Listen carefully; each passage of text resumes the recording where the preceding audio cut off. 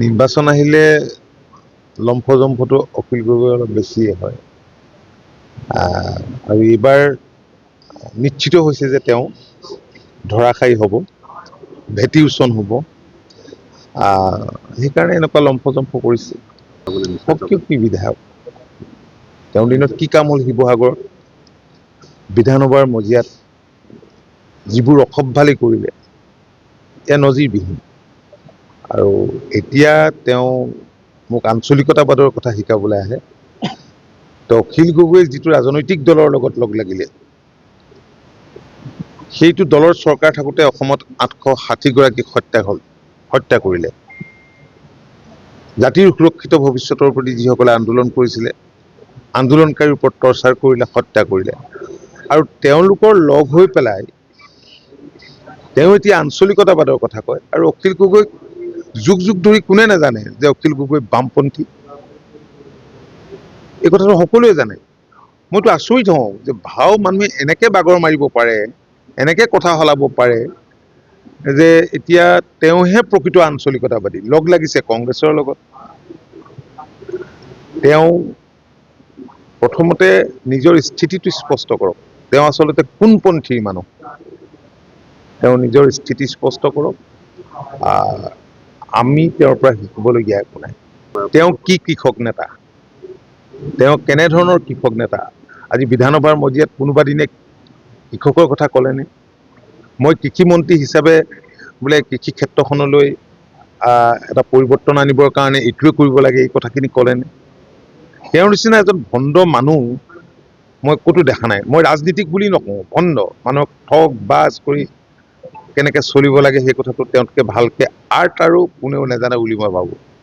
এতিয়া চাওক, এতিয়া তেওঁ মোক ভাৰতীয় জনতা পাৰ্টিৰ লগত ইটো এইবিলাক কথা ক'ব লাগিছে।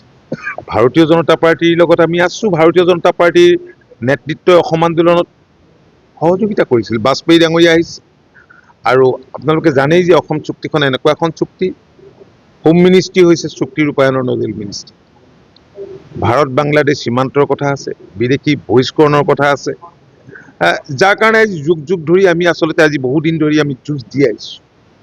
কংগ্ৰেছৰ শাসনকালত কি হ'ল আমি জানো, তেওঁৰ স্থিতি কি আছিল এনেবোৰ ইছ্যুত, সেই কথাও অসমৰ মানুহে জানে।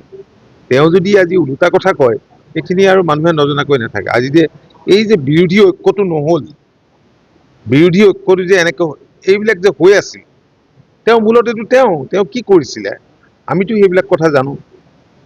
কিন্তু এতিয়া তেওঁ দেখিলে যে নহয়, তেওঁলোকৰ লগ নালাগিলে মোৰে বিপদ হ'ব বুলি ভাবি হাতী বাতি ভৰিয়ে চৰিয়ে ধৰি পেলাই যেনে তেনে গৈ সোমাই পেলাই এতিয়া আকৌ তেওঁ ডাং কোমোৰা কথা কোৱা আৰম্ভ কৰিছে। মই নকলোহেঁতেন এইবিলাক কথা, কিন্তু মানে যেতিয়া অসত্য কথা কয়, যেতিয়া মানুহ সম্পৰ্কে তেওঁ এনেধৰণে মানুহ কৈ পেলাই এনেধৰণৰ কিছুমান মিছা কথা ক'ব পাৰে, এটা ভ্ৰান্ত ধাৰণা দিবলৈ চেষ্টা কৰিব পাৰে, এনেকে নকৈ আচলতে উপায় নাই। কাৰণ সঁচা কথাখিনি মই কৈছোঁ, আৰু সঁচা কথা ক'ম যদি বেছিকে কথা কয়। উন্নয়নৰ ক্ষেত্ৰত তেওঁ কৈছে যে নাই তেওঁৰ কথা উত্তৰ নিদিওঁ। তেওঁ আচলতে অলপ বলিয়া হৈছে, তেওঁ উন্মাদ হৈ কথাবিলাক কৈছে। কাৰণ স্বাভাৱিকতে হ'বই, 5 বছৰ তেওঁ ক্ষমতাৰ সোৱাদ পালে, বাহিৰত থাকি আন্দোলন কৰি পেলাই তেওঁ যিবোৰ কাম কৰি আছিলে সেইবিলাকতো আছিলে, ইয়াত তাতোতকৈ ভাল পালে তেওঁ। গতিকে তেওঁক আকৌ এতিয়া বিধায়ক হ'বলৈ লাগে। কিন্তু শিৱসাগৰৰ ৰাইজ, সংস্কৃতিবান ৰাইজ, তেওঁক আচলতে অনুকম্পাৰ কাৰণে তেওঁক জেলৰ পৰা উলিয়াই আনিব লাগে, এনে অনুকম্পাৰ বাবেই শিৱসাগৰীয়া ৰাইজৰ তেওঁ ছাপোৰ্ট পালে। কিন্তু শিৱসাগৰীয়া ৰাইজে বুজি পালে যে শিৱসাগৰীয়া ৰাইজৰ স্বাভিমানত তেওঁ আঘাত কৰিছে। মান মৰ্যাদা তেওঁ বিধানসভাত যিবিলাক বান্দৰ জাপ দিয়ে, তেওঁ মান মৰ্যাদা তেওঁলোকৰ ধূলিচ্ছাত কৰিছে। আৰু বিৰোধীকটো খতম কৰা মানুহ তেওঁৱেই কংগ্ৰেছৰ।